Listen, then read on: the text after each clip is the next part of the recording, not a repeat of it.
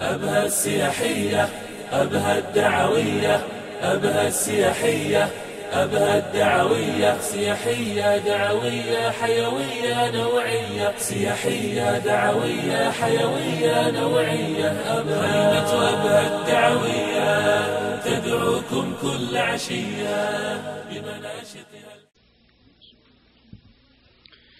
الحمد لله الذي خلق هذا الكون فنظمه، وخلق الإنسان فكرمه، والنجم فسومه، والسحاب فكومه، والطير فألهمه، والنحل ففهمه، شرع الدين فقومه، وجعل البيت الحرام فحرمه، أنزل الكتاب فعظمه، أرسل موسى وكلمه، وأرسل إبراهيم ومن النار سلمه، وأرسل محمدا صلى الله عليه وسلم ومن العلم علمه.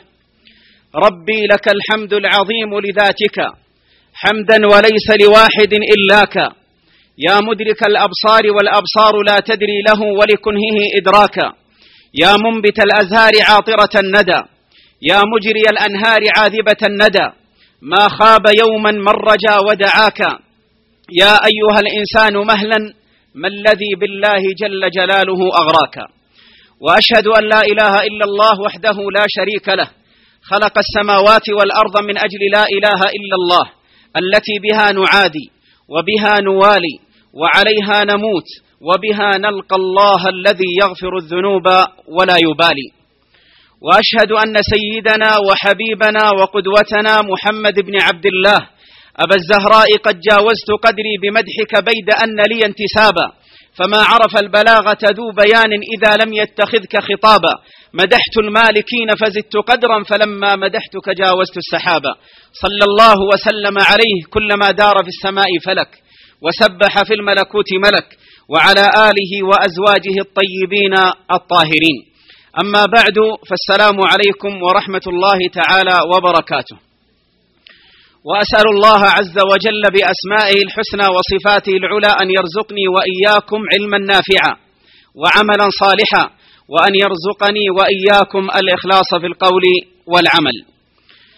أحبتي في الله، عنوان تقدم وعنوان تأخر، داعية تقدم وداعية تأخر، والأجر بإذن الله عز وجل حاصل لنا ولكم، نسأل الله عز وجل القبول.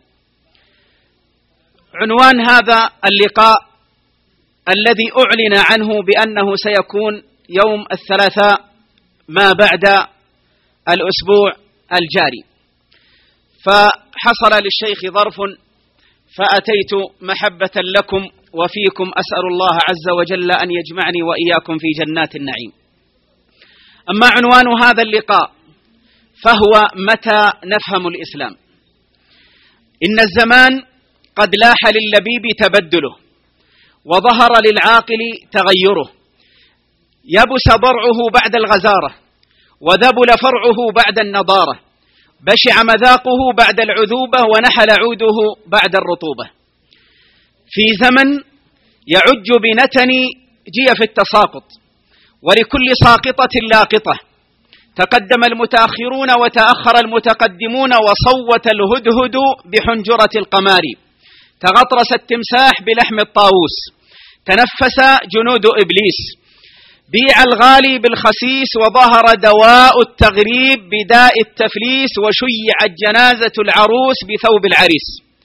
لسان العرب احترق ولسان الأعجمي نطق، اختفى الشجاع وغنى الأخرس وصفق المشلول، فأضحى زماني كحجر أخشن، إن دنوت منه آذاك وإن ابتعدت عنه خلاك.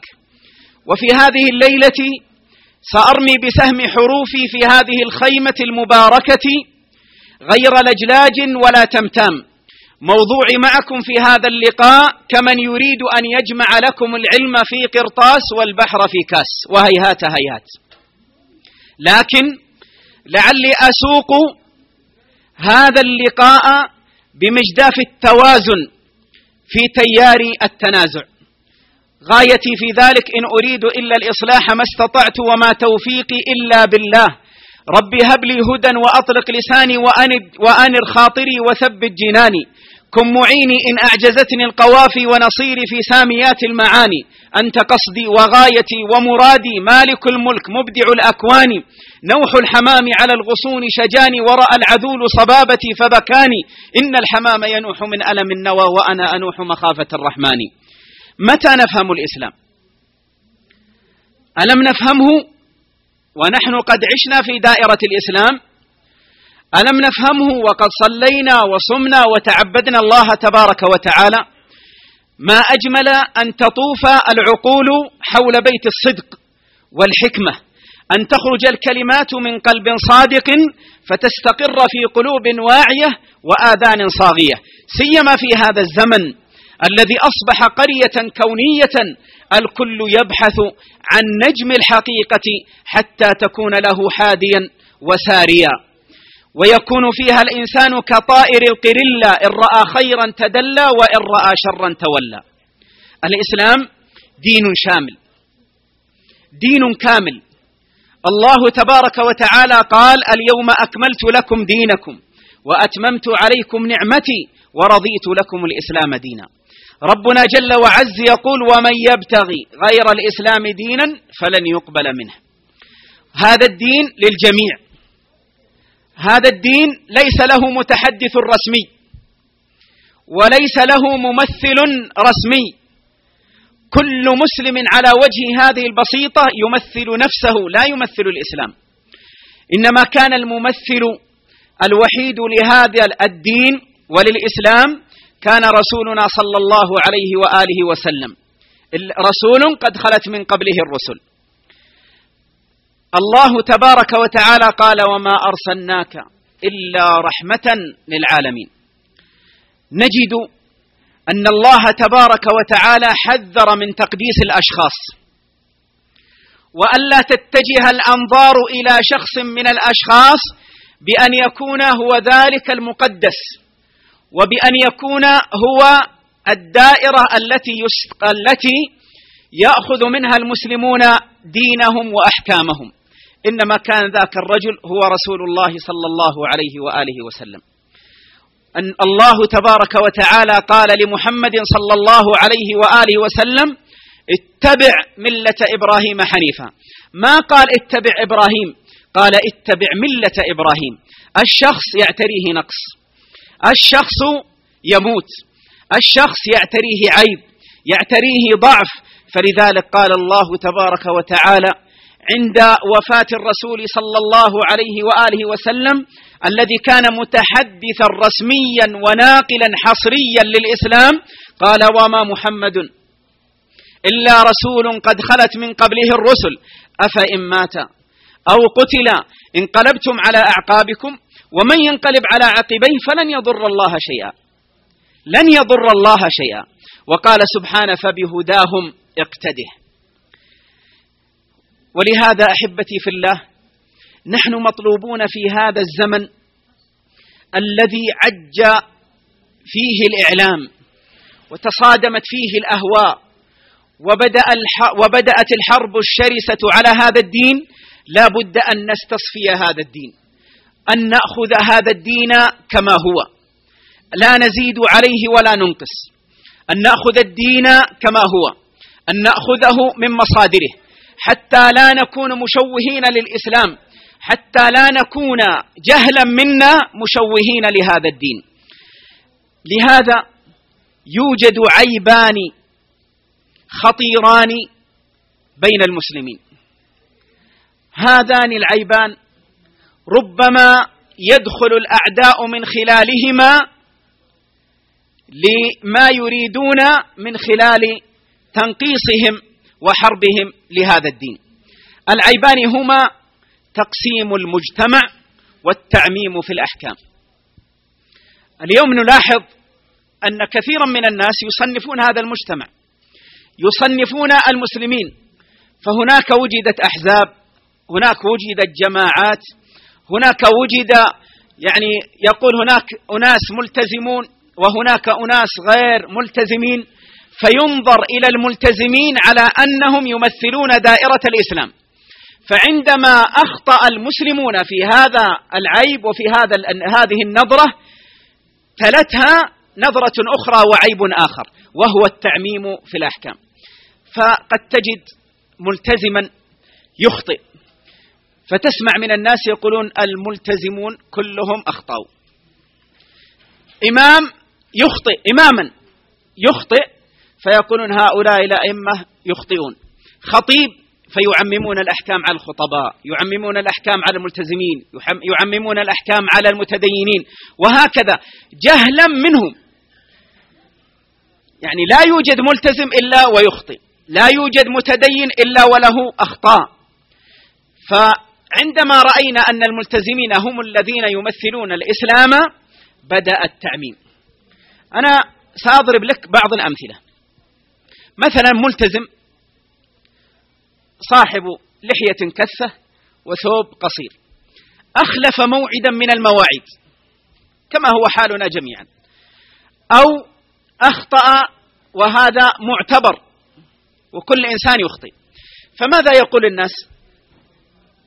تجد الناس يقولون على أن واحد وقابل شخصا واحدا وملتزما واحدا وأخلف معه ميعادا، فيقول هؤلاء الملتزمون يخلفون المواعيد، هؤلاء الملتزمون يكذبون، هؤلاء الملتزمون يخادعون، هؤلاء الملتزمون أصحاب كذا وكذا. فتجد على أنه شخص واحد أخطأ، بينما عمم الأحكام على بقية المتدينين كلهم. إذن تقسيم المجتمع لا نريده، التعميم في الأخطاء كذلك لا نريده، لأننا إذا عممنا بدأنا نشوه صورة الإسلام دون أن نشعر. فالمتأمل في الإسلام جيدا يجد أن فهم الإسلام ينطلق في ثوابته وأحكامه وجماله وروعته في أخلاق أهله. تكمن روعة الإسلام في تعامل المسلم. أخلاق المسلم كيف هي؟ لا يستطيع شخص فهم الإسلام حقا إلا إذا غلب الأخلاق والتعامل الحسن على حياته. الرسول صلى الله عليه وآله وسلم حياته سيرته تتمثل في نموذجين، تتمثل في شيئين، في حقيقتين: أحكام شرعية وأخلاق نبوية. أخلاق نبوية وأحكام شرعية. قال الله عز وجل: وإنك لعلى خلق عظيم. نحن في هذا الوقت اهتمينا بجانب الأحكام الشرعية وأهملنا الأخلاق النبوية، وهما لا ينفصلان أبدا. أخذنا جانب الأحكام الشرعية وفرعناها وأغرقناها بالفلسفة، وصعبنا الفقه على الناس، وصعبنا أحكام القرآن على الناس، وصعبنا الدين والإسلام على الناس، لأننا أخذنا الدين وزدناه بآرائنا بأهوائنا بفلسفات. الدين واضح، الدين صريح، الدين متين، فأوغلوا فيه برفق. نجد حافظا للقرآن، قد تجد حافظا للقرآن وقد يحفظ الصحيحين، وقد يكون عالما أو خطيبا مفوها إماما يقتدى به، ولكن تجد أنه عبوسا قمطريرا، قد تجد أخلاقه سيئة، قد تجده يكذب، قد تجده يخلف مواعيده، يظلم، يرتكب الكبائر. لماذا؟ لأنه أحكم الأحكام الشرعية وأهمل الأخلاق النبوية. بالمثال يتضح المقال. سأقف أنا وأنت في هذه الخيمة أو تحت هذه الخيمة في حضرة أخبار المصطفى صلوات الله وسلامه عليه، ننظر إلى النبي صلى الله عليه وآله وسلم، ننظر إلى أخلاق النبي صلى الله عليه وآله وسلم، ثم نقارن هذه الأخلاق بأخلاقنا، بتعاملنا مع بعضنا البعض، مع أسرنا، مع أهلينا، مع جيراننا، مع المسلمين عموما. في الصحيح أن رجلا طائعا لله تبارك وتعالى كان له أخ، وهذا الأخ كان عاصيا لله تبارك وتعالى. انظر إلى الأمرين وانظر إلى الحالتين، رجل طائع ورجل عاص. هذا الرجل الطائع نصح أخاه مرة تلو الأخرى. هذا الرجل عرف الحكم الشرعي على أنه لا يجالس عاصيا ولا يؤكل عاصيا ولا يشارب عاصيا، لا بد أن يأمره بمعروف وينهاه عن المنكر. هذا الرجل أحكم الأحكام الشرعية وعرفها، لكنه لم يضبط الأخلاق الشرعية. فلما نصح أخاه المرة الأولى، المرة الثانية، المرة الثالثة، غضب، أراد أن ينتقم، فقال: والله لا يغفر الله لك. فقال الله عز وجل: من الذي يتألى على الله ألا أغفر لفلان؟ فإني قد غفرت لفلان وأحبطت عملك. غفرت لفلان العاصي وأحبطت عملك أيها الطائع. هنا أخطأ، وصل إلى شيء لا يتحكم فيه ولا يتصرف فيه إلا الله عز وجل، وهي الجنة والنار. ضل الأخلاق الصالحة، ضل طريق الأخلاق الحسنة. في المقابل رجل عابد لله تبارك وتعالى كان من أعبد الناس في هذه القرية، كان يرى الناس على المنكرات ويفعلون الأخطاء، يفعلون المعاصي، يفعلون الذنوب، لكنه لا يتأثر. أهم شيء عنده نفسه. فالله تبارك وتعالى غضب، فأمر جبريل عليه السلام أن يخسف بهذه القرية. فقال جبريل: وربنا عز وجل أعلم، قال جبريل: يا رب، إن فيها عبدك فلانا رجل صالح، وصلت شهرته ومستواه العبادي إلى الملائكة. فقال الله عز وجل: فبه فابدأ، به فابدأ، فإنه لم يتمعر وجهه في قط. رجل أيضا من أصحاب الرسول صلى الله عليه وآله وسلم يشرب الخمر، كان يؤتى به فيقام عليه الحد ثم يعود ويشرب الخمر. فأتي به يوم من الأيام، فلما أقيم عليه الحد قال عمر بن الخطاب: لعنه الله، كم يؤتى به. فماذا قال عليه الصلاة والسلام؟ هذا حكم شرعي أقامه النبي صلى الله عليه وسلم. عاتب عمر لأنه أخطأ في تعامله مع هذا المذنب. فقال الرسول صلى الله عليه وآله وسلم بأخلاق النبوة التي نفتقدها اليوم، قال عليه الصلاة والسلام: هلا قلت رحمك الله بدلا من لعنك الله؟ ماذا ينقصك إذا قلت رحمك الله بدلا من لعنك الله؟ فإنك بهذه الكلمة تعين الشيطان على أخيك، تعين الشيطان على أخيك. فهلا قلت رحمك الله بدلا من قولك لعنك الله؟ كم نخطئ يا إخوة في هذا المضمار وفي هذا المجال. أحيانا قد تجد إنسانا يدخن، إنسانا مسبلا، إنسانا يرفع صوت الأغنية، ربما تنفعل من أجل صلاحه فتخرج عن الحد وعن حد أخلاق الإسلام، فربما تشتمه وربما تسبه وربما تدعو عليه، ربما تدعو عليه، وهذه ليست من الأخلاق في شيء. انظر معي بعين التدبر إلى قصة ماعز رضي الله عنه وأرضاه، تأملها بنوع من التلذذ، قف معها وقفات. ماعز رضوان الله عليه ارتكب جريمة الزنا مع جارية، فذهب والده إلى النبي صلى الله عليه وآله وسلم وأخبره. فجاء ماعز إلى النبي صلى الله عليه وآله وسلم. يا إخوة، ارتكب ماعز صغيرة ولا كبيرة من كبائر الذنوب؟ ارتكب كبيرة من كبائر الذنوب، وجاء إلى النبي صلى الله عليه وآله وسلم. ماذا قال له النبي عليه الصلاة والسلام؟ قال له: لعلك قبلت. قال: لا يا رسول الله، زنيت. قال: لعلك لمست. قال: لا يا رسول الله، زنيت. قال: لعلك نظرت. قال: لا يا رسول الله. النبي عليه الصلاة والسلام يعطيه يعني بعضا من الشبهات، يعني شبهة، فيأخذها النبي عليه الصلاة والسلام فيدرأ بالشبهة الحد،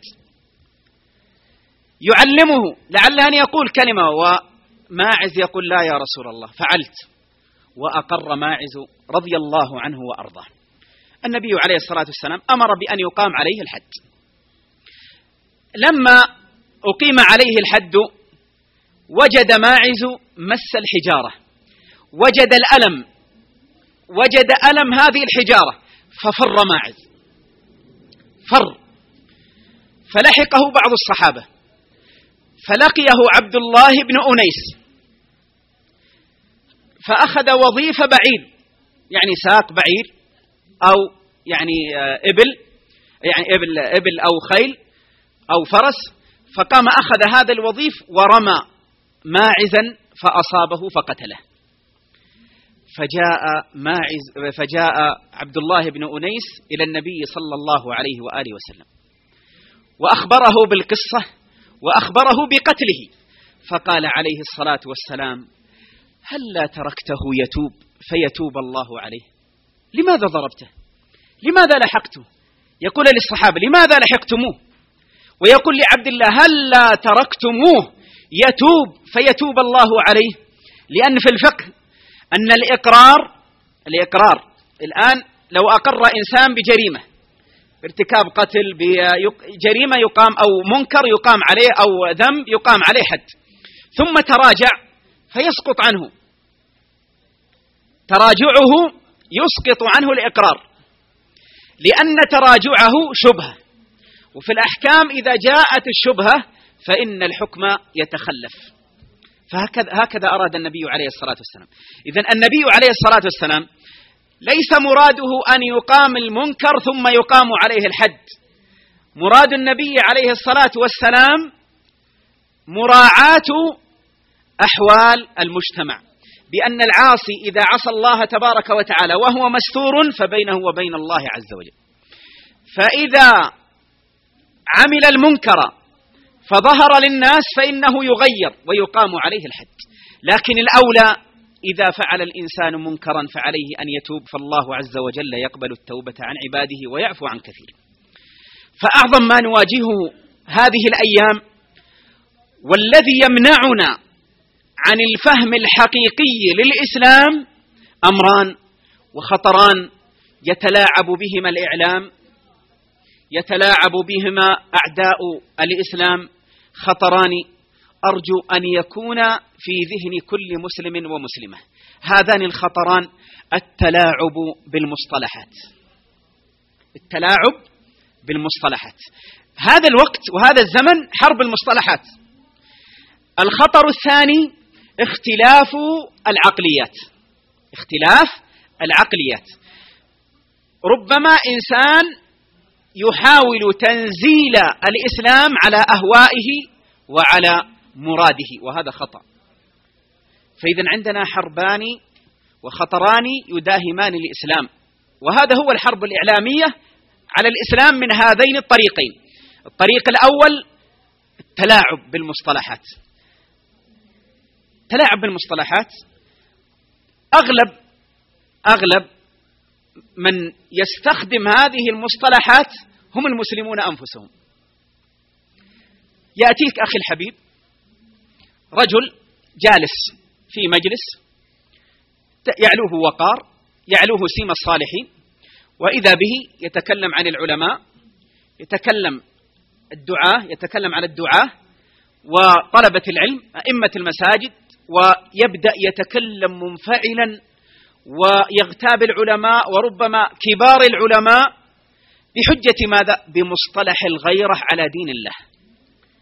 تجده منفعلا، تجده غيورا، ربما يتكلم من سويداء قلبه حرقة وكمدا على هذا الدين، لكن حرقته وكمده وغيرته على هذا الدين لا تبيح له أن يتجاوز الحدود، لا تبيح له أن يغتاب المسلمين، أن يغتاب العلماء، أن يتكلم فيهم أبدا، لا يجيز له أو تجيز له الغيرة على الدين ارتكاب المحرم.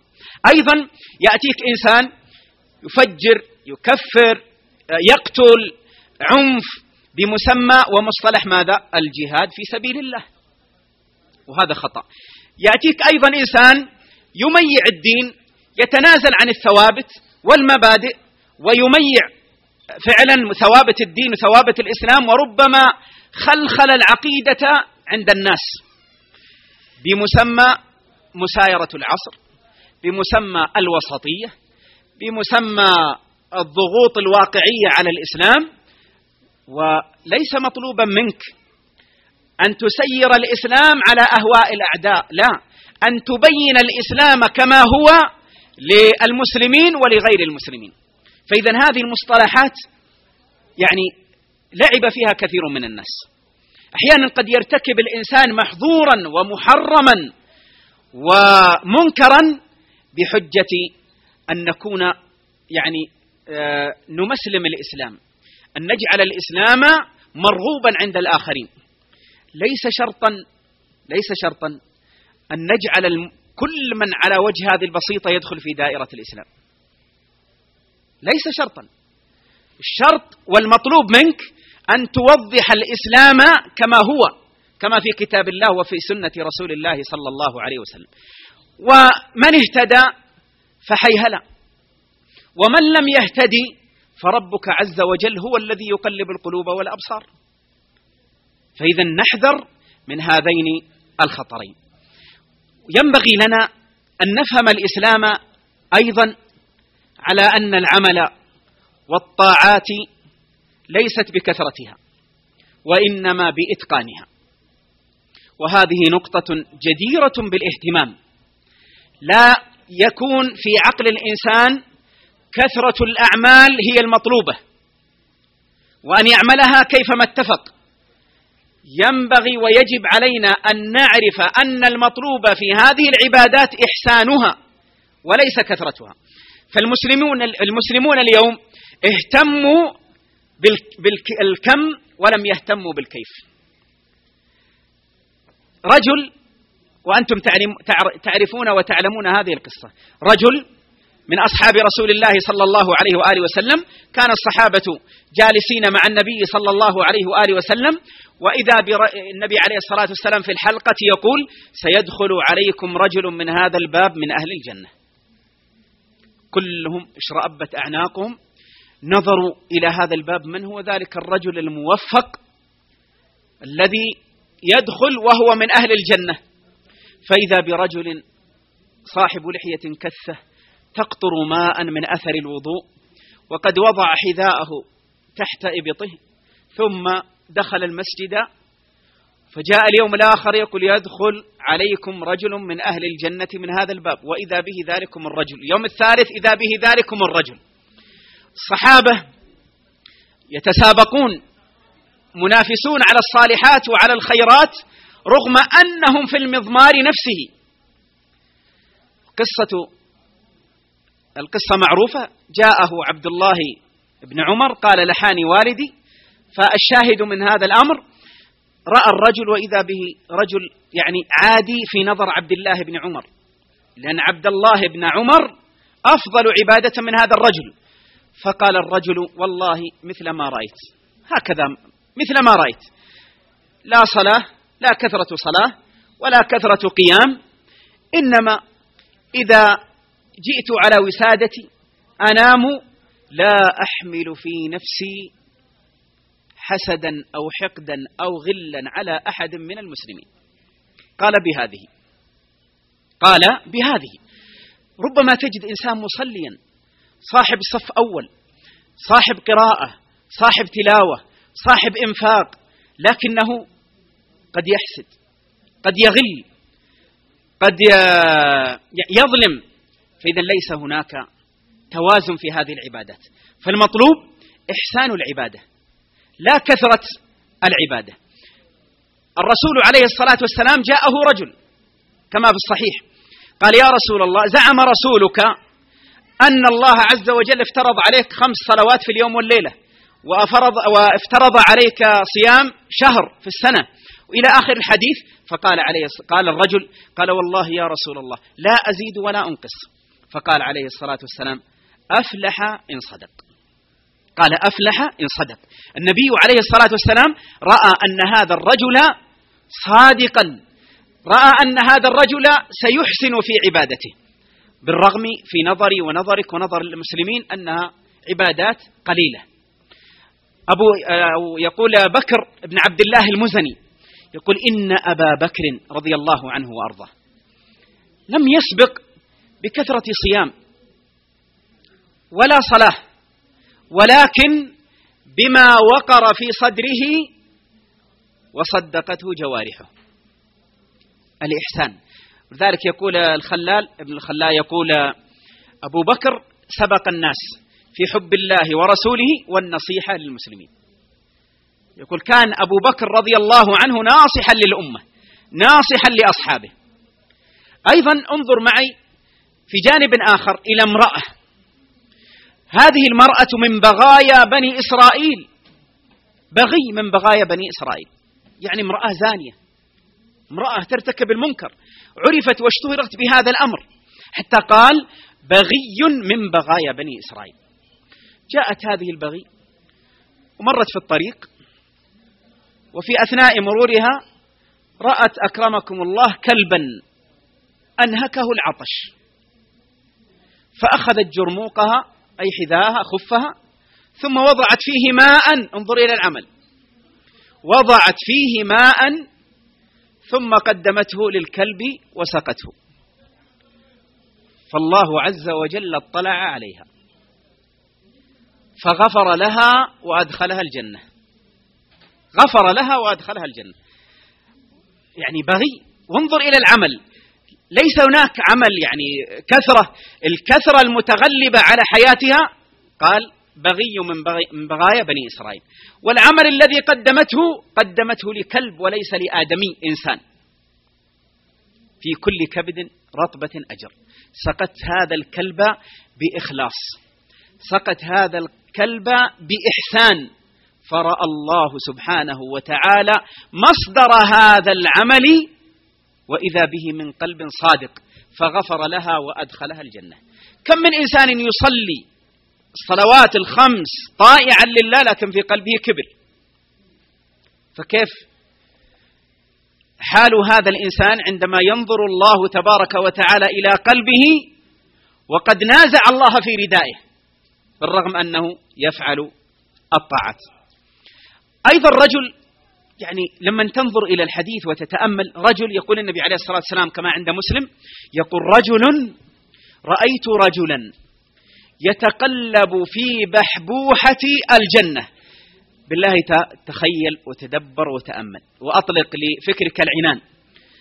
رجل يتقلب في بحبوحة الجنة، يا ترى ماذا صنع هذا الرجل؟ ماذا عمل هذا الرجل؟ يتقلب في بحبوحة الجنة. نعم، أنت الآن تتخيل ما هي الأعمال التي صنعها والتي فعلها. قال عليه الصلاة والسلام: يتقلب في بحبوحة الجنة بشجرة كانت في الطريق تؤذي الناس فاقتلعها.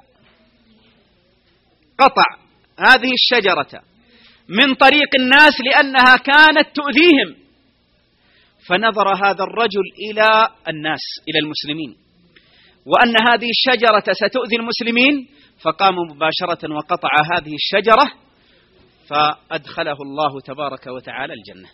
إخلاص، عمل، إحسان. 7 الذين يظلهم الله في ظله يوم لا ظل إلا ظله. تنظر إلى 7 وأعمال هؤلاء 7 تجد على أن مصدرها إحسان العمل وإخلاصه لله.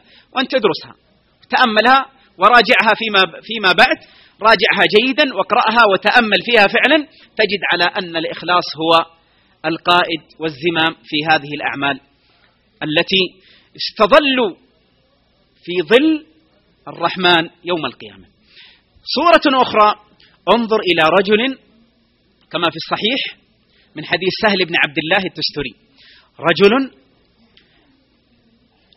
يقاتل في معركة والصحابة ينظرون إليه يقولون والله ما أجزأ أحد منا هذا اليوم كهذا الرجل، عمل عظيم يقاتل قتالا شديدا، والصحابة يكبرون هذا العمل وينظرون إلى هذا الرجل. أخبروا النبي صلى الله عليه وآله وسلم بفعل، وهذا الرجل يسمى قزمان، فقال عليه الصلاة والسلام والذي نفسي بيده إنه من أهل النار. يا لطيف، في معركة في جهاد وتحت ظلال السيوف ويطعن ويضرب والرماح تأتيه والسيوف تأتيه ويقاتل قتالا عظيما حتى سلب أبصار وأنظار وعقول الصحابة، حتى أنهم قالوا ما أجزى أحد منا في هذه المعركة مثل هذا الرجل. والنبي عليه الصلاة والسلام مباشرة يقول والذي نفسي بيده إنه في النار.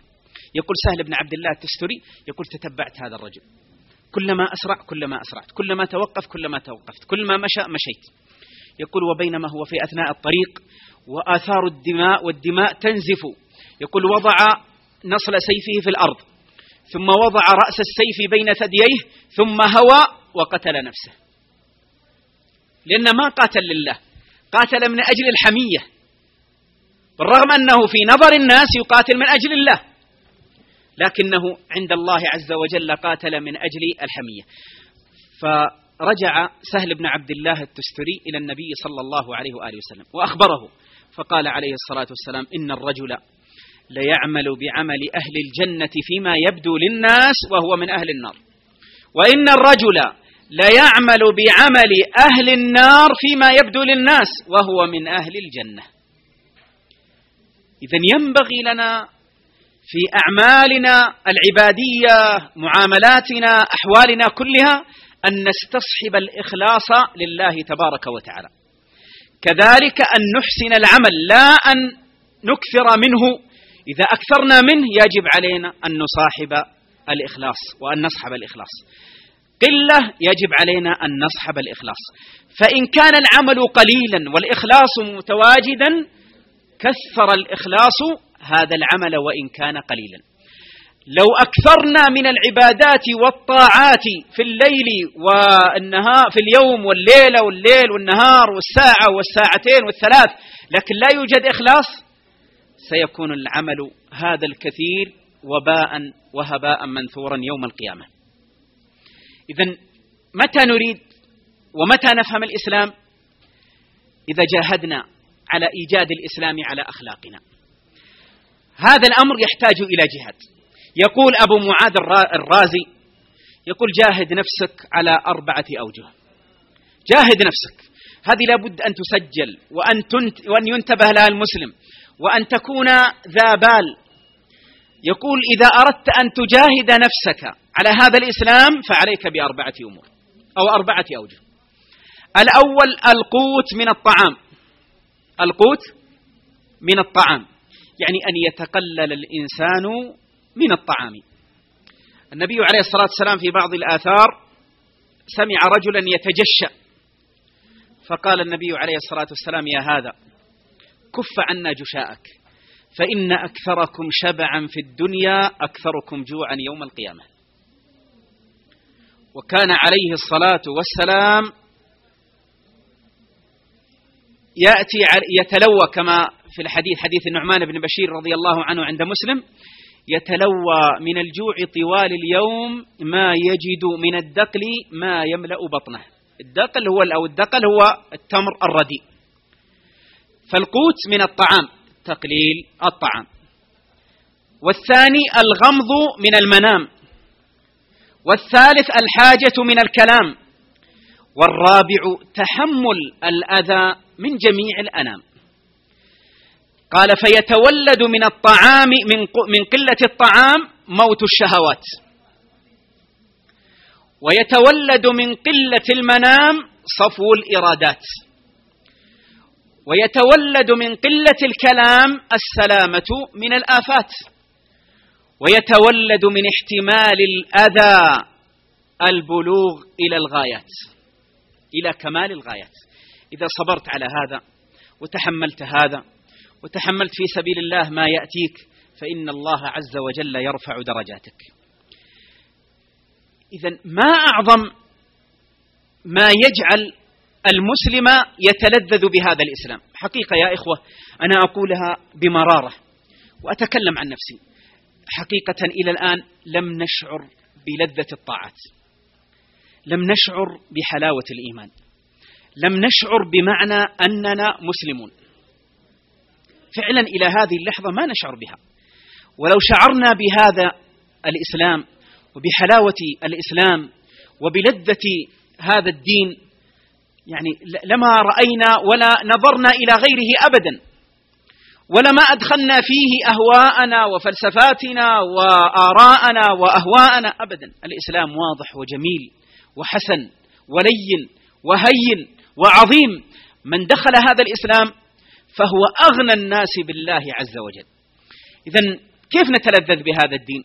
بأمرين: نتلذذ بهذا الإسلام ونفهم الإسلام حقا كما ينبغي بأمرين لا ثالث لهما. الأمر الأول الخلق القويم والفهم السليم. الأول الخلق القويم، الثاني الفهم السليم. أن نفهم الإسلام.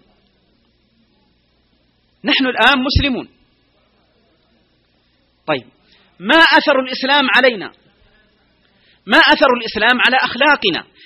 هل يظهر الإسلام على أخلاقنا إذا كنا سعداء، إذا كنا في أنس، إذا كنا أغنياء؟ لابد أن يظهر الإسلام على الفقير، على الغضبان، على الكسول، على الغني، على المنفق، على المتصدق، على الحاكم، على المحكوم، على الناس جميعا. إذن عندنا خلق قويم وفهم سليم. أذن؟ طيب حديث النبي صلى الله عليه وآله وسلم بينه لنا بخط عريض وقال: إنما بعثت لأتمم مكارم ماذا؟ الأخلاق.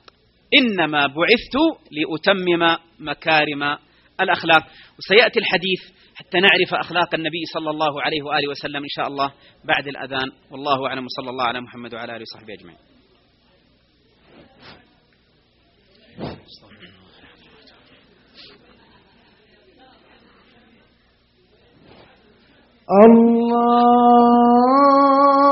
الله أكبر الله أكبر الله أكبر الله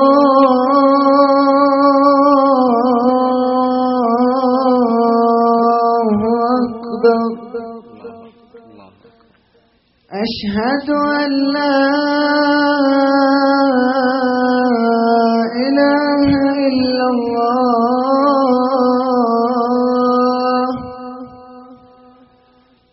أشهد أن لا إله إلا الله. أشهد أن محمدا رسول الله. أشهد أن محمدا رسول الله. حي على الصلاة.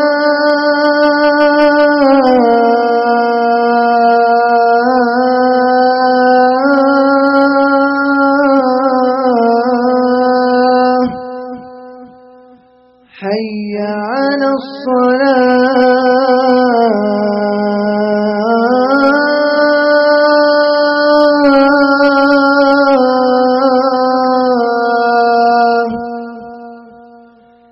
حي على الفلاح.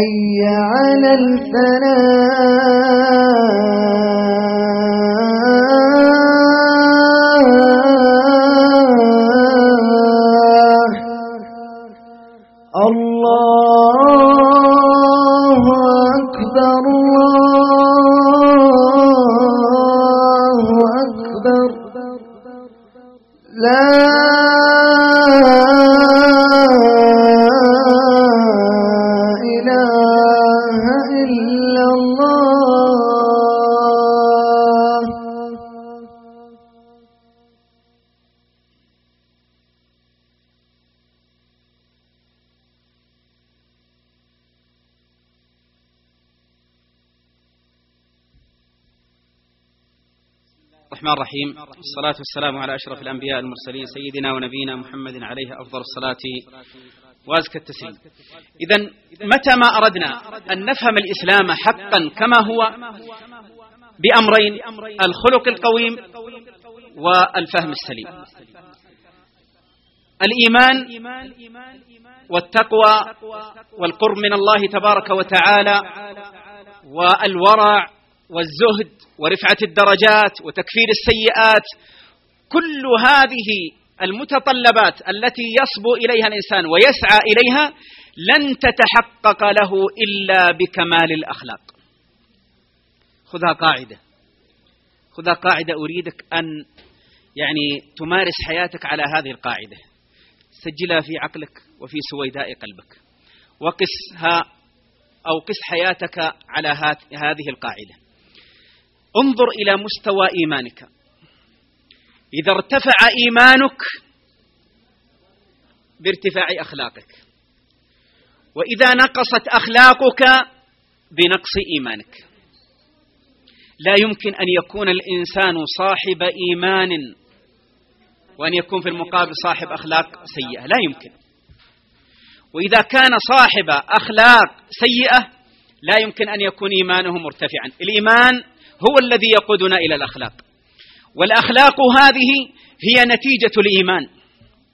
رجل من السلف رحمة الله عليهم جميعا مر في الطريق وإذا برجل يراه، هذا الرجل يهودي، وإذا بالرجل لحيته كثة أو طويلة، فنظر إليه هذا الرجل وقال له: اللحية هذه أطهر أم ذنب الكلب؟ تخيل أن تقال لك أو يقال كلمة نحو هذه الكلمة، فقال: إن كانت لله فهي أطهر من ذنب الكلب، وإن لم تكن لله فذنب الكلب أطهر منها، وولى. وإذا بالرجل يقول: ما هذه؟ قال: هذا أخلاقنا، هذا الإسلام هو الذي يأمرنا بهذا الأمر، الإسلام هو الذي يدلنا على هذا الطريق، الإسلام هو الذي يأمرني بأن أقول لك هذا الأمر. وإذا باليهودي يشهد أن لا إله إلا الله وأن محمد رسول الله ويدخل في دائرة الإسلام. هذه هي الأخلاق. الأخلاق تعد أسا وأساسا ومن صلب هذا الدين، لا يمكن أن يستوي إيمان مسلم إلا باستواء أخلاقه. واعلم أن حلاوة الإسلام وجمال الأخلاق بارتفاع الإيمان ولذة الإيمان. الإسلام يفتح الأمل والطريق في وجه المذنب قبل الطائع. يأتي رجل إلى النبي صلى الله عليه وآله وسلم ويقول: يا رسول الله، رجل سقط حاجباه على عينيه، رجل شاب شعر رأسه ولحيته وحاجباه، يأتي إلى النبي صلى الله عليه وآله وسلم يقول: يا رسول الله، رجل ما ترك شاردة ولا واردة ولا فاذة ولا شاذة إلا ارتكبها، لو قسمت خطاياه على أهل المدينة لأوبقتهم، هل له توبة يا رسول الله؟ قال: هل يشهد أن لا إله إلا الله وأني رسول الله؟ قال: نعم يا رسول الله. قال: فأخبره بأن الله قد بدل سيئاته حسنات. قال: يا رسول الله، وغدراته وفجراته؟ قال: أخبره بأن الله قد بدل سيئاته حسنات. فذهب الرجل يكبر ويهلل ويولول. هذا هو الدين، يفتح باب الأمل في وجه المذنب، يريد أن يكسب هذا المذنب ولو فعل ما فعل، يريد أن يقدم الإسلام لهذا المذنب ليجد حلاوته، ليتلذذ بحلاوة هذا الدين. يأتيه شاب، انظر إلى مقام النبوة، وانظر إلى المجلس الذي فيه كبار صحابة رسول الله صلى الله عليه وآله وسلم. يأتي شاب ويدخل إلى مجلس النبي صلى الله عليه وآله وسلم، وكبار الصحابة من المهاجرين والأنصار عن يمين رسول الله وعن يساره، وإذا بهذا الشاب يعمد النبي صلى الله عليه وآله وسلم ويقول: يا رسول الله، ائذن لي بالزنا. يعني تخيل هذا السؤال، وتخيل هذه الجرأة، ومع من، وفي حضرة من، وفي مجلس من، وإذا به يقول ائذن لي يا رسول الله بالزنا. الصحابة كادوا يعني تمعرت وجوههم، كادوا أن يعني يؤذوا هذا الشاب، فناداه النبي صلى الله عليه وآله وسلم يعلمه الحكم الشرعي ويبين له الأخلاق النبوية. فقال له تعال ادن مني، دنا منه هذا الشاب وقال أترضاه لأمك؟ قال لا. قال ولا الناس يرضونه لأمهاتهم.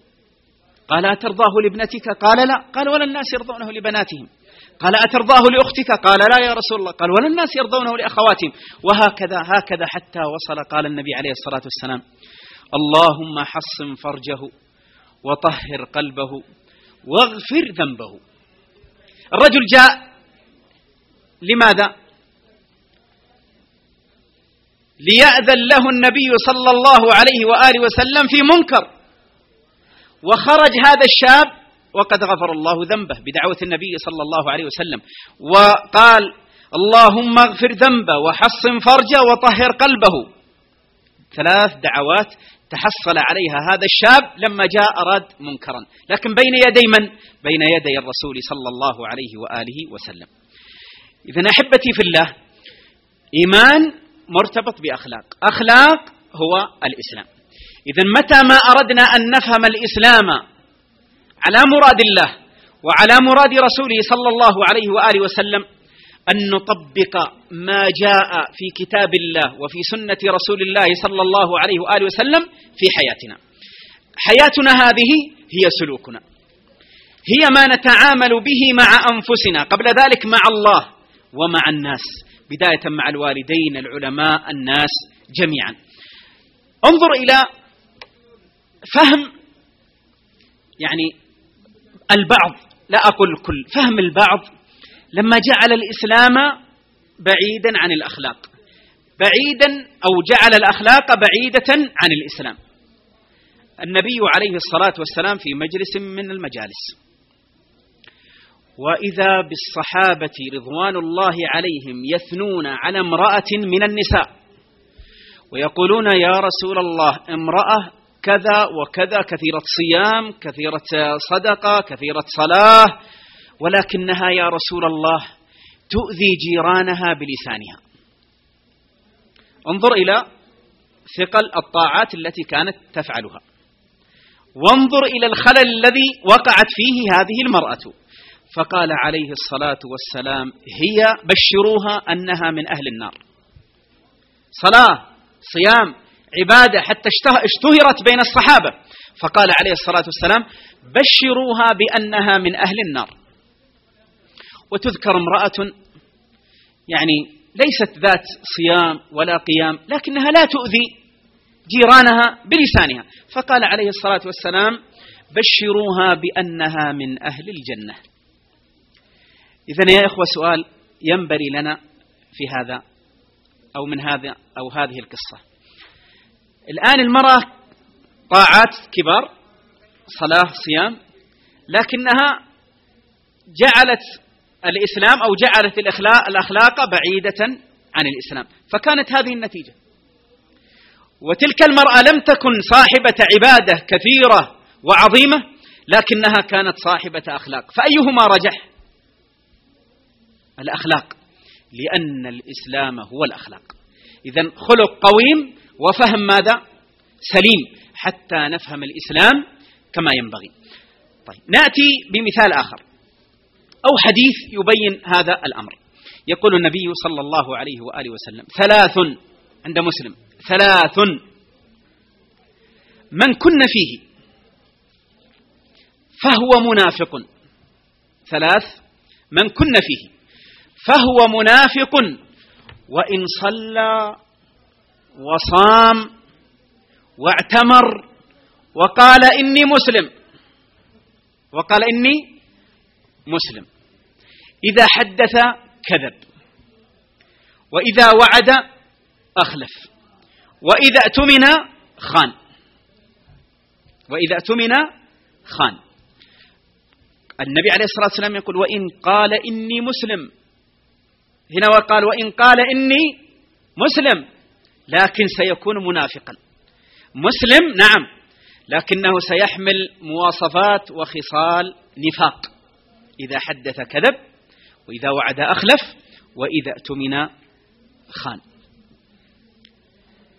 الخسارة يوم القيامة في عدم فهمك للإسلام وليس لكثرة الطاعات. النبي عليه الصلاة والسلام يقول أتدرون من المفلس؟ قالوا يا رسول الله المفلس فينا من لا درهم له ولا دينار. قال لا، المفلس من يأتي يوم القيامة بحسنات طاعات، ولكن يأتي وقد شتم هذا وسب هذا وسفك دم هذا، فيؤخذ من حسناته حتى تفنى، ثم يحمل عليه من أوزار الآخرين من سيئاتهم، ثم يرمى عياذا بالله في نار جهنم. إسلامنا وفهمنا لهذا الإسلام أن يكون متمثلا في سلوكياتنا، في أخلاقنا. رسولنا صلوات الله وسلامه عليه يقول ألا أخبركم بأحبكم إلي وأقربكم مني مجلسا يوم القيامة أحاسنكم ماذا؟ أخلاقا. وإن من أبغضكم إلي وأبعدكم مني مجلسا يوم القيامة الثرثارون المتشدقون المتفيهقون. قالوا يا رسول الله علمنا الثرثارون والمتشدقون، فما المتفيهقون؟ قال المتكبرون. قال المتكبرون.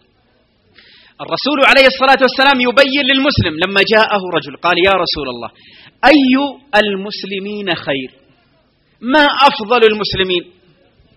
أنا هذا السؤال أسأله وأنت تسأله، كل واحد يسأل هذا السؤال لأنه يريد أن يكون مسلما متميزا. فقال يا رسول سئل رسول الله صلى الله عليه وآله وسلم أي المسلمين خير؟ قال من سلم المسلمون من لسانه ويده. هذا هو الإسلام. الإسلام يا إخوة متمثل في السلوكيات. من سلم المسلمون من لسانه ويده. يأتي سؤال آخر يقول يا رسول الله ما أكثر ما يدخل الناس الجنة؟ سؤال مهم أنا أسأله وأنت تسأله. ما أكثر ما يدخل الناس الجنة؟ ما أعظم بوابة لدخول الجنة؟ فقال عليه الصلاة والسلام تقوى الله وحسن الخلق. حديث آخر أخرجه الطبراني النبي عليه الصلاة والسلام يقول إن العبد لا يبلغ بحسن خلقه عظيم درجات الآخرة وأشرف المنازل، وإنه لضعيف العبادة، وإنه لا يبلغ بسوء خلقه أسفل درجة في جهنم. سوء الخلق يقود الإنسان إلى أسفل درجة في جهنم عياذا بالله. إذن إسلامنا هو تهذيب الأخلاق لنا، هو أن نتمثل أخلاق الإسلام في حياتنا، هكذا نفهمه. الرسول عليه الصلاة والسلام هو الممثل لا غيره. كان أحسن الناس خلقا وأجود الناس وأشجع الناس وأتقاهم لله تبارك وتعالى. لم يكن سخابا في الأسواق ولا فاحشا ولا متفحشا ولا يجزي بالسيئة السيئة، ولكن ماذا؟ يعفو ويصفح. انظر معي، من الذي يكتشف الرجل على حقيقته من البشر المحيطين به؟ من الذي يكتشف الإنسان على حقيقته؟ يكتشف المسلم على حقيقته الخادم والزوجة. الخادم والزوجة، لأنهما ألصق الناس بحياتك. أنت الآن تظهر أمام الناس بأحسن هندام وتتكلم معهم بأحسن كلام، ويعني تقدم لهم الخدمات والابتسامة، ولكن في البيت قد تكون مغايرا، قد تكون يعني في شأن آخر، وقد تكون في حال آخر. أنس رضي الله عنه وأرضاه يقول خدمت النبي صلى الله عليه وسلم كم ساعة؟ ساعتين؟ سنتين؟ 10 سنوات. يقول خدمت النبي صلى الله عليه وسلم 10 سنوات. انظر كم في السنة من ساعات، وكم فيها من لقاءات مع النبي عليه الصلاة والسلام.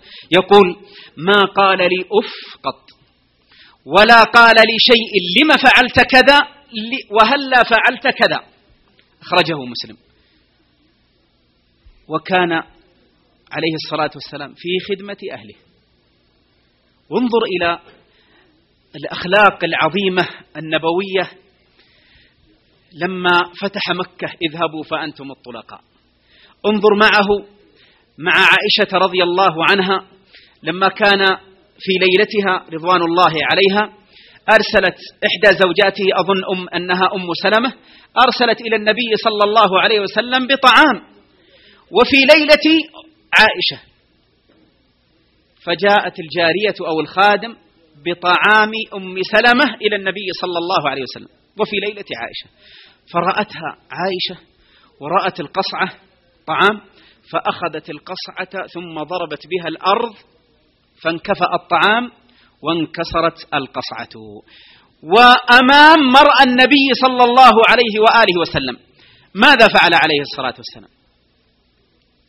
هنا الخلق، هنا فهم الإسلام، هنا مراعاة المشاعر، هنا مراعاة النفوس. فقام النبي صلى الله عليه وآله وسلم بيديه الشريفتين فداه أبي وأمي صلوات الله وسلامه عليه، وإذا به يحمل الطعام ويضعه في آنية جديدة ويقول طعام بطعام وقصعة بقصعة، غارت أمكم غارت أمكم، وانتهى الإشكالية وانتهت الحادثة بسلام. هذه أخلاق النبي عليه الصلاة والسلام. يأتي إلى عائشة رضي الله عنها ويخاطبها بكلام الحب، كلام الأخلاق، أخلاق المسلم، أخلاق الرجل المؤمن. يقول يا عائشة إني لا أعلم عندما تكونين علي غضبة وعندما تكونين مسرورة. فقالت كيف يا رسول الله؟ عرف حتى مشاعرها الدعوية تدركم وأحوالها بمناشدها الحيوية وبرامجها النوعية. كنت غضبة علي؟ قلت لا ورب إبراهيم. وإذا كنت راضية عني قلت لا ورب محمد. فخجلت فقالت لا والله يا رسول الله ما أهجر إلا اسمك، لكن حبك يا رسول الله لا والله ما أهجر، لا أهجره يا رسول الله لكن حبك يا رسول الله في سوداء قلبي. النبي عليه الصلاة والسلام أخلاقه عظيمة. الإسلام كله متمثل في أخلاق النبي صلى الله عليه وآله وسلم. تقول عائشة حطمه الناس، تأخذه الجارية بيدها ثم تقول في الشوارع. اليوم طالب العلم أو داعية إلى الله أو بعض الدعاء أو بعض طلبة العلم أكثر الناس شغلا، أليس كذلك؟ لديه سكرتير ولديه مؤسسة ثاني ثالث رابع خامس، ما تتصل به إلا بعد 2 أو 3 أشهر أو تحصله بعد 1 سنة من السنوات. وإذا قابلك يعني قد تكون أخلاقه ليست على ما يرام من ازدحام الأشغال والأعمال والمحاضرات والدروس والناس. من أفضل شغلا من النبي عليه الصلاة والسلام؟ من أعظم شغلا من النبي عليه الصلاة والسلام؟ الجارية تأخذه في شوارع المدينة. تقول عائشة حطمه الناس. أخلاق المصطفى صلى الله عليه وسلم هي الإسلام. انظر معي إلى حديث، ننظر إلى وفاء النبي عليه الصلاة والسلام في مجتمعه مع زوجته. هذا الحديث يعني إذا زل الحفظ والذاكرة فسنمشيها بإذن الله. هذا الحديث عند الإمام مسلم، حديث طويل. هذا حديث أبي زرع وأم زرع. النبي عليه، تقول عائشة رضي الله عنها جلست 11 امرأة. تقول عائشة جلست 11 امرأة وتعاهدنا. شوف الصفات، صفات الرجال الآن ربما قد تكون في أحدنا أو قد يكون يعني معظمها فينا، فننتبه لها وننظر إلى النبي عليه الصلاة والسلام وأخلاق النبي عليه الصلاة والسلام ورضا عائشة وحب عائشة. فتقول عائشة جلست 11 امرأة وتعاهدنا على ألا يكتمن شيئا من أحوال فقالت زوجي كلحم جمل غث جبل وعر لا سمين فينتقل ولا سهل فينتقل. تقول زوجها كلحم جمل غث على رأس جبل وعر، لو كان في الأرض ما أكل كيف كان على جبل وعر؟ لا سمين فينتقل ولا سهل فينتقل. قالت الثانية زوجي لا أبث خبره إني أخاف ألا أذره إن أذكره أذكر عجره وبجره. يعني تقول إذا ذكرته ذكرت كل ما فيه وأخاف يوصل الكلام يعني تكون مشكلة. قالت الثالثة زوجي العشنق، يعني الرجل الطويل، قالت زوجي العشنق إن أنطق أطلق وإن أسكت أعلق. تقول ماني متكلمة فيه. قالت الرابعة بدأت في المدح، قالت الرابعة زوجي كليل تهامة لا حر ولا قر لا مخافة ولا سآمة. تعرفون جو تهامة معتدل. تقول زوجي كليل تهامة لا حر ولا قر لا مخافة ولا سآمة. قالت الخامسة زوجي إن دخل فهد وإن خرج عهد ولا يسأل عما عهد. قالت زوجي إن دخل فهد وإن خرج أسد ولا يسأل عما عهد. كالفهد، لأن أكل الفهد دائما أكثر أحواله أنه نائم، لكن إذا صحى الله المستعان. قالت السادسة قالت زوجي إن أكل التف وإن شرب اشتف وإن اضطجع التف لا يدخل الكف ليعلم البث. قالت السابعة، عاد أنتم تفهموا المصطلحات. قالت السابعة زوجي عيايا غيايا طباقا كل داء له داء شجك أو فلك أو جمع كل لك. طلاسم صح؟ هذول النساء انظر إلى لغتهم العربية، لغتهن العربية وفصاحتهن. قالت زوجي عيايا من العي يعني لا يأتي النساء، غيايا غي، طباقا يعني تطبق عليه الأفكار فلا يستطيع أن يفكر. كل داء كل داء يخطر على بالك في هذا الرجل. تقول إن شجك، الشج هو الجرح، أو فلك كسر العظم، أو جمع الشج والفل كلا لك يعني للزوجة، سواء يعني جرح رأسها أو كسر عظمها هي للزوجة. قالت الثامنة زوجي المس مس أرنب والريح ريح زرنب. يعني هذا رجل اتيكيت يهتم بمظهره، مس ناعم والريح ريح طيبة. قالت التاسعة زوجي طويل النجاد رفيع العماد، طويل النجاد رفيع العماد عظيم الرماد قريب البيت من الناد. وهذا يدل على أن الإنسان إذا كان قريبا من النوادي القديمة في الجاهلية أو في العرب كان يدل على كرمه. قالت العاشرة زوجي مالك وما مالك. مالك خير من ذلك، له إبل كثيرات المبارك قليلات المسارح إذا سمعنا صوت المزهر أيقن أنهن هوالك. تقول مالك يعني ما شاء الله مالك صاحب كرم صاحب شجاعة. حتى الإبل تعرف إذا سمعت صوت المزهر ودخول الناس عرفت الإبل أنها هوالك، يعني إذا دخل عليها أحد لازم ينحر له يعني منحار من كرمه. قالت 11 زوجي أبو زرع وما أبو زرع. تقول أناس حلي أذني وملأ شحم عضدي، تعترف له بأنه صاحب فضل عليها. جاءني أخذني من أهل غنيمة بشقي فجعلني في أهل صهيل أطيط ودائس ومنقي.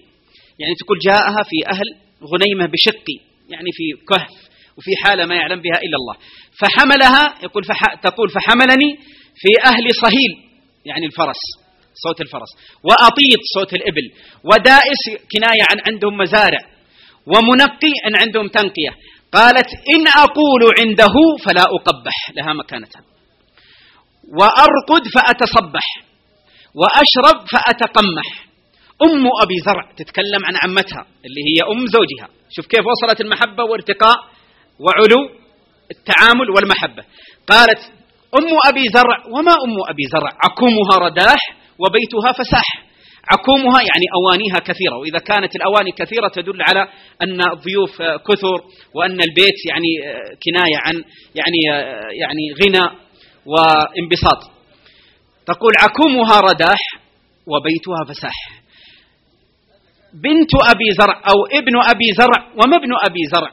مضجعه كمسل شطبة، تغنيه ذراع جفرة. العرب ينظرون إلى شجاعة الرجل وفطانته من سريره الذي ينام عليه، فإذا شافوه ضيق وصغير عرفوا أن هذا الرجل ذكي وألمعي وشجاع، وأنه ليس فطين وليس بدين. اليوم عندنا الواحد نفرين، وهذا يدل على الفطنة الحمد لله. فتقول ثم تقول بنت أبي زرع، وما بنت أبي زرع؟ طوع أبيها وطوع أمها، ملء كسائها وغيظ جارتها. جاري حتى الجارية ما تركتها، جارية ابن أبي زرع وما جارية أبي زرع وما جارية أبي زرع. لا تبث حديثنا تبثيثا، ولا تنقث ميرتنا تنقيثا، ولا تملأ بيتنا تعشيشا، يعني تنظفه دائم ما يجي العش ولا العنكبوت، لا، تقول ولا يملأ بيتنا تعشيشا. تقول خرج أبو زرع والأوطاب تمخض، يعني في ربيع، فرأى